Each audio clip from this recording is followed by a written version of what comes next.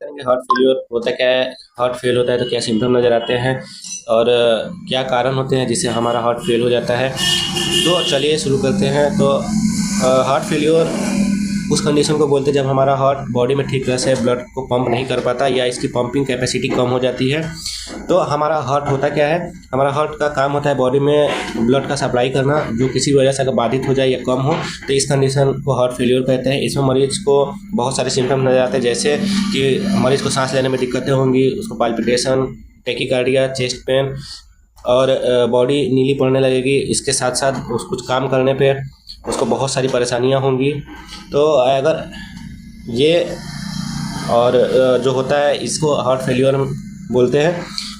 बस इतना जानिए, हार्ट फेलियर का मतलब होता है जो हमारा हार्ट है वो ब्लड को पंप नहीं कर पा रहा है, उसकी पंपिंग कैपेसिटी कम हो जाती है। तो इसमें क्या होता है कि जो हमारा निचला वेंट्रिकल्स होते हैं वो किसी भी वजह से उनकी मसल वीक हो जाए, उसकी वजह से हाई ब्लड प्रेशर की वजह से या हार्ट अटैक की वजह से, कोरोनरी आर्टरी डिजीज़ की वजह से या हार्ट की मसल अगर पैदाइशी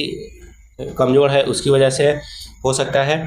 और कंजेस्टिव कार्डियोमायोपैथी में ऐसा हो सकता है, मायोकार्डाइटिस में इसी तरह का इन्फेक्शन की वजह से भी ऐसा हो सकता है, या कंजेनाइटल हार्ट डिजीज़ में ऐसा हो सकता है, डायबिटीज़, हाइपरटेंशन में ऐसा हो सकता है, या बॉडी में किसी तरह का टॉक्सिन्स अगर बढ़ रहा है उसकी वजह से हो सकता है, या कुछ मेडिसिन होती हैं जिनकी वजह से भी हार्ट फेलियर जैसी सिम्टम्स नज़र आते हैं, और या हार्ट की जो वाल्व्स होती हैं वो ख़राब हो जाए, हार्ट में किसी तरह का रिदम डिस्टर्बेंस हो उसकी वजह से। अब और लंग्स की बीमारियों में भी की वजह से भी हार्ट फेल होता है। तो इसके जो टाइप्स होते हैं, टाइप्स की बात कर लें तो टाइप्स में left ventricle failure, right ventricle failure या combined left and right ventricle failure होता है, डायस्टोलिक डिस्फंक्शन, सिस्टोलिक डिस्फंक्शन भी हार्ट फेलियर में आता है। तो इसमें होता क्या है, जब बॉडी को जितना ब्लड चाहिए उतना नहीं मिल पाया, हार्ट की पंपिंग कैपेसिटी कम हो जाए, वो उतना खून पंप नहीं कर पाए, इसकी वजह से आपको एक्सरसाइज करने में बहुत दिक्कतें होंगी, सांस में दिक्कत होगी, टेकिकार्डिया होगा, चेस्ट पेन होगा, आपको चक्कर आ सकते हैं, आप बेहोश होने तक की स्थिति आपकी हो सकती है। अगर इसका इलाज टाइम रहते ना किया जाए तो इसके इतना इलाज के अभाव में पेशेंट की जान भी जा सकती है। अब बात करते हैं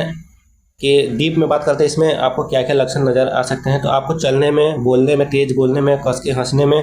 या स्ट्रेस में, या ठीक से नींद ना लेने में, या आप जब सोएंगे लेटेंगे सीधा तो उस समय आपकी जो सांस है वो सांस फूलने लगेगी और बैठ जाने पे आपको आराम मिलेगा। जो रोगी होगा, रोगी को 3-4 तकिए लगाकर सोने में आसानी होगी, बिना अगर वो सीधा सोएगा तो उसका सांस लेने में उसको दिक्कतें होंगी, उठ कर बैठ जाएगा, उसको बैठने में आराम होगा, कुर्सी पे सोने में कोई दिक्कत नहीं होगी, और वो एकदम वीकनेस महसूस करेगा, फटीग महसूस करेगा। उसका जो हार्ट होगा वो इनलार्ज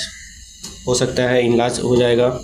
और पल्मोनरी वेनस कंजेशन उसको महसूस होगा, उसको के जो लंग्स है उसका कफ बनना स्टार्ट हो जाएगा, खांसी, वीजिंग साउंड्स आएंगे, क्रैकिंग साउंड आ सकते हैं,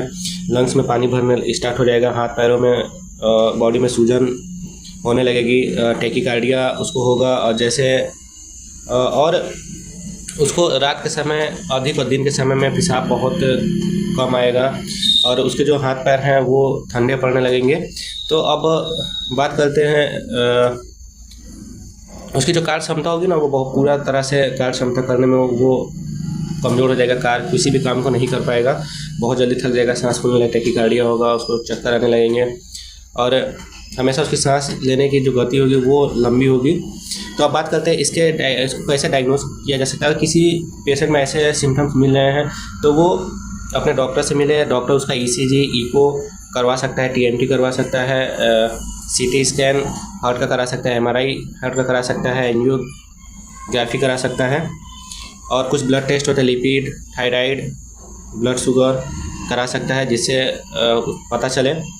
और डॉक्टर ही डिसाइड कर सकता है कि आपके लिए कौन सा टेस्ट सबसे बेहतर होगा। तो आज के लिए बस इतना ही। अगर आपको अस्थमा, लंग्स की बीमारी हो, या किडनीज़ की बीमारी हो, डायबिटीज़ की बीमारी हो, हाइपरटेंशन हो, या एक्यूट लेफ्ट वेंट्रिकल फेलियर हो, तो आपको बहुत सावधानी बरतना चाहिए और अपने डॉक्टर से ज़रूर मिलें। तो आज के लिए बस इतना ही, मिलेंगे नेक्स्ट वीडियो में।